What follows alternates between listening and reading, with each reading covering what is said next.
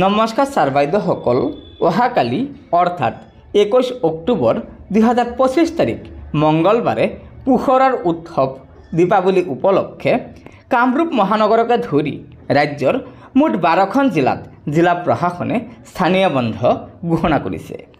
12খন জিলা ক্ৰমে কামৰূপ মহানগৰ জিলা, হোজাই জিলা, কোকৰাঝাৰ জিলা, গোৱালপাৰা জিলা, গোলাঘাট জিলা, ডিব্ৰুগড় জিলা, ধুবুৰী জিলা, ধেমাজি জিলা, চৰাইদেউ জিলা, সাউথ চালমাৰা মানকাছৰ জিলা আৰু বজালী জিলাত উক্ত জিলাসমূহৰ জিলা প্ৰশাসনে অহা 21 অক্টোবৰত দীপাৱলী উপলক্ষে স্থানীয় বন্ধ ঘোষণা কৰিছে।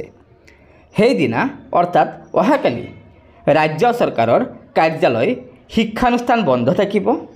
একেদৰে সকলো ধৰণৰ বিত্তীয় প্ৰতিষ্ঠানসমূহো বন্ধ থাকিব।